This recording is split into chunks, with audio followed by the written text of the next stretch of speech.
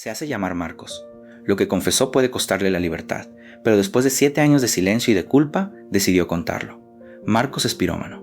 Provocó 11 incendios forestales en la Comunidad de Madrid. Y hay una razón detrás de cada uno.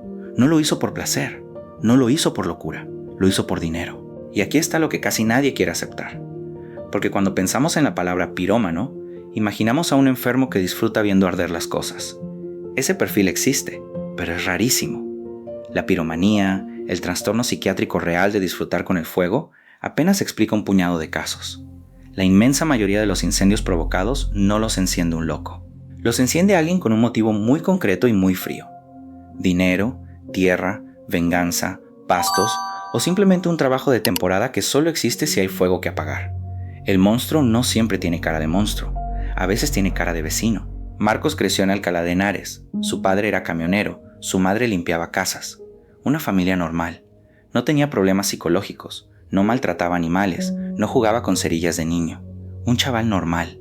Estudió formación profesional, mecánica de automoción. Trabajó en un taller. Se casó joven. Tuvo una hija. Todo cambió cuando el taller cerró. Fue durante la crisis, 2008. De un día para otro, se quedó sin trabajo. Tenía 28 años, una hipoteca y una bebé de 6 meses. Buscó empleo durante meses. Nada. Su mujer empezó a trabajar de noche en un supermercado. Él se quedaba con la niña, sintiéndose inútil, mirando el techo, viendo cómo la cuenta del banco bajaba cada mes hasta rozar el cero. Fue entonces cuando apareció Tomás. Tomás era un tipo que conocía a un amigo de un amigo. Lo invitó a tomar una caña. Le dijo que tenía un trabajo sencillo, bien pagado, sin preguntas. 1,000 euros por una noche. Marcos dijo que sí, sin saber qué le iba a pedir. Y esa es la primera trampa de este negocio. No te cuentan qué es hasta que ya has dicho que sí. Cuando lo descubres, ya estás dentro. La primera vez fue en julio de 2010, un pinar cerca de Torrelaguna. Tomás le dio un bidón de gasolina, le señaló el punto en un mapa y le dijo: a las 2 de la mañana, vierte el contenido y prende. Luego vete por el camino viejo. Ahí te espero. Y aquí hay un detalle que revela lo calculado que era todo. La hora. Las 2 de la mañana. ¿Por qué de madrugada? Porque los medios aéreos, los aviones y helicópteros que apagan el grueso de los incendios no vuelan de noche. Es demasiado peligroso volar bajo entre montañas sin visibilidad. Así que un fuego encendido de madrugada tiene toda la noche para crecer sin que nadie le eche agua desde el aire. Para cuando amanece y despegan los aviones, el incendio ya es incontrolable. Tomás no eligió esa hora por azar. La eligió porque sabía exactamente cómo funciona el sistema que debía apagar sus fuegos. Marcos lo hizo. Le temblaban las manos. Corrió sin mirar atrás. Cuando llegó al coche de Tomás, ya se veía el resplandor detrás de los árboles. Tomás le dio el sobre. 1,000 euros en efectivo y una orden. Mañana no recuerdas nada. Y si alguien pregunta, estabas en casa. Esa noche durmió con la luz encendida. No pudo comer durante 2 días. Pero tenía 1,000 euros. Y su hija necesitaba leche. La segunda vez fue más fácil. La tercera, todavía más. La cuarta vez ya no temblaba. El fuego dejó de asustarlo. Se convirtió en un trámite, un trabajo. Como ir al taller a cambiar un filtro. Y esto, aunque suene monstruoso, tiene una explicación psicológica. El ser humano se acostumbra a casi todo, incluso a lo peor, si lo repite lo suficiente y si tiene una excusa para justificarlo. La excusa de Marcos era el hambre de su hija. Con esa excusa se podía mirar al espejo. Pero, ¿por qué Tomás quería fuegos? Aquí está el corazón podrido de todo el asunto. Cada vez que un terreno se quemaba, aparecían oportunidades. Un terreno forestal que valía 100,000 euros, una vez calcinado, se vendía por 15,000. El dueño, arruinado y desesperado, lo malvendía. Un intermediario lo compraba por casi nada, esperaba, movía los papeles, y años después, donde antes había un pinar, aparecía una urbanización, un polígono, un campo de golf. Tomás cobraba comisiones en esa cadena, y a Marcos le pagaba por encender la chispa que ponía en marcha toda la maquinaria. Y aquí viene un dato que muchos desconocen y que lo cambia todo. En España existe una ley precisamente pensada para cortar este negocio. La ley obliga a que un terreno forestal quemado mantenga su clasificación de forestal durante décadas, prohibiendo recalificarlo para construir. La idea es sencilla y brillante. Si quemar el monte no permite construir sobre él, desaparece el incentivo económico para prenderlo. El problema es que la ley tiene grietas. Presiones locales, recalificaciones que se cuelan, planes urbanísticos que olvidan el origen del terreno. Y mientras exista una sola forma de sacar dinero de una hectárea quemada, existirá un Tomás dispuesto a buscar a un Marcos. 11 incendios. En 3 años.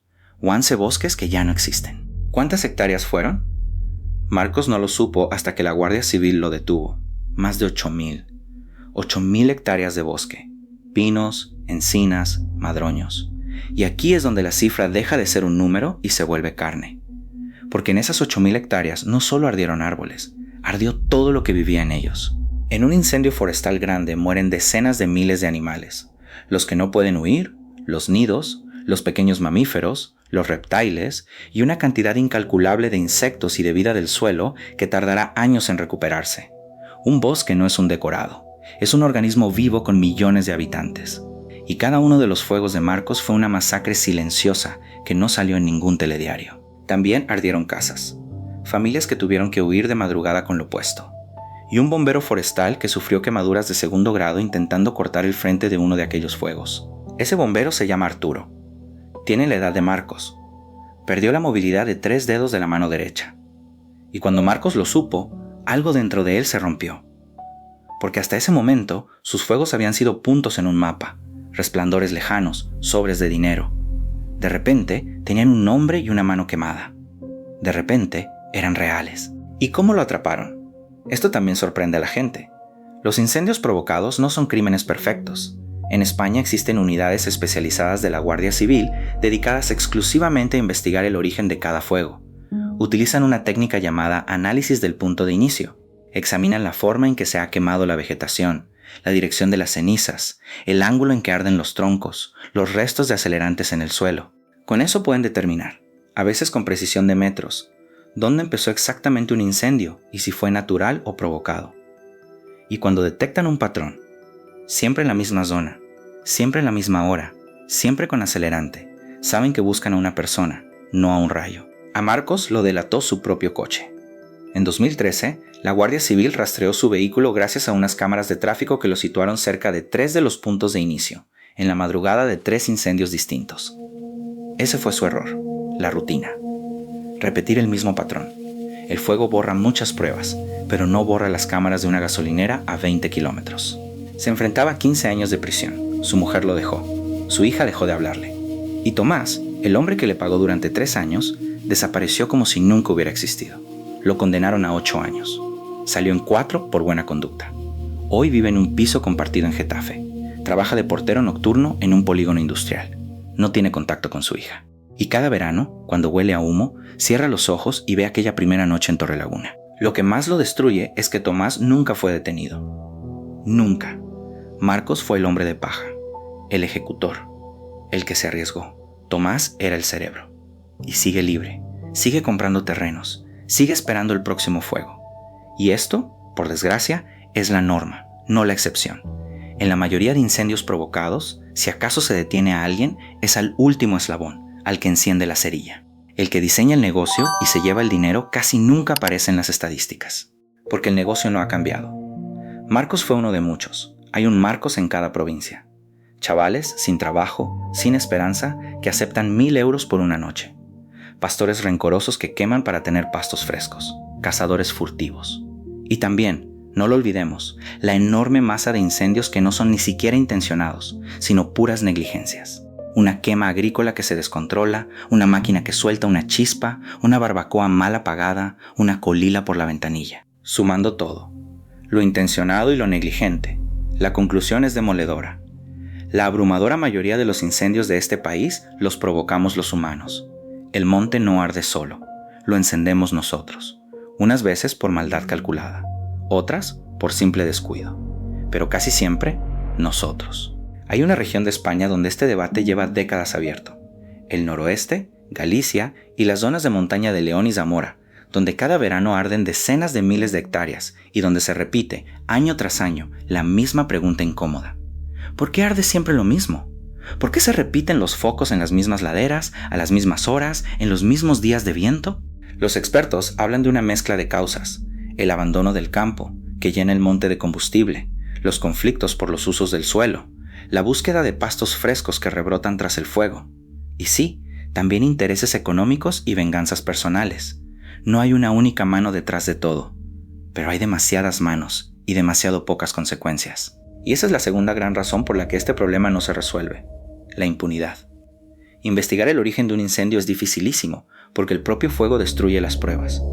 Vincular ese origen a una persona concreta lo es todavía más. Y llevar a esa persona ante un juez y conseguir una condena firme es casi un milagro, porque hacen falta testigos, cámaras, rastros de acelerante, coincidencias que rara vez se alinean. El resultado es que solo una pequeña fracción de los incendios provocados acaba con alguien en la cárcel. El resto queda impune. Y donde hay impunidad, el negocio sigue. Marcos también habla de lo que el fuego le hizo a él por dentro, mucho después de apagarse. Dice que perdió el sueño para siempre, que no soporta el olor de una barbacoa, que evita las noticias en verano, que su hija, hoy adolescente, sabe lo que hizo su padre y no quiere verlo, que ninguno de aquellos 1,000 euros le compró un solo día de paz. El dinero se gastó en semanas. La culpa, dice, no se gasta nunca, es lo único que le queda. Marcos no pide perdón, dice que no lo merece, solo quiere que se sepa que cada incendio que sale en las noticias tiene una historia detrás, y a veces esa historia no empieza con un rayo ni con una tormenta seca. Empieza con un hombre sin trabajo, un sobre de 1,000 euros y otro hombre que sabe exactamente cuándo, dónde y a qué hora va a arder el monte. La próxima vez que veas un incendio en las noticias, hazte una pregunta que casi nadie hace. ¿A quién beneficia? Porque detrás de muchas de esas llamas no hay casualidad, hay un cálculo. Y aquí viene la parte que casi nadie conoce. ¿Cómo se atrapa a alguien como Marcos? Porque durante mucho tiempo se pensó que los incendios eran imposibles de investigar, que el fuego borraba todas las pruebas. Es justo al revés. Existen equipos especializados en investigación de causas de incendios que trabajan como si cada monte quemado fuera la escena de un crimen. Y lo es. Estos agentes analizan la forma en que el fuego se ha propagado para localizar, con una precisión asombrosa, el punto exacto donde empezó. Las llamas dejan marcas en las piedras, en los troncos, en la vegetación, que indican la dirección en que avanzó el fuego. Siguiendo esas marcas hacia atrás, como quien remonta un río, llegan al origen. Y en ese origen, muchas veces, encuentran lo que buscaban, la prueba de que aquello no fue un rayo ni un accidente, sino una mano humana. El problema no es, por tanto, detectar que un fuego fue provocado. Eso se sabe en un altísimo porcentaje de los casos. El problema es demostrar quién lo hizo. Porque el que prende un monte suele estar solo, sin testigos, en un lugar apartado. Y por eso, la mayoría de los incendios intencionados quedan impunes. Se sabe que fueron provocados, pero no se puede poner un nombre y una cara detrás. Esa impunidad es, precisamente, uno de los grandes motores del problema. Marcos lo sabía. Marcos contaba con ella. Durante 7 años, la estadística jugó a su favor. Y mientras tanto, hay que recordar quién paga la factura de gente como él. No es una abstracción. Son las familias que pierden su casa. Son los agricultores que ven arder la cosecha de todo un año. Son los animales que mueren atrapados. Son los bomberos que se juegan la vida apagando un fuego que alguien encendió a propósito, por dinero. Cada hectárea que Marcos quemó tiene, detrás, una lista de víctimas que él nunca vio, porque cuando el fuego crecía, él ya se había ido. Esa distancia entre el que enciende la cerilla y el que sufre las llamas es lo que le permitió, durante años, no sentirse del todo un criminal, hasta que la culpa lo alcanzó. Si este video te hizo pensar, compártelo. Porque la única forma de que esto pare es que la gente deje de creer que los incendios son accidentes. Muchas veces no lo son. Deja en los comentarios qué parte te impactó más. Y suscríbete para seguir viendo lo que de verdad se esconde detrás del humo. Esto fue La Tierra Olvidada.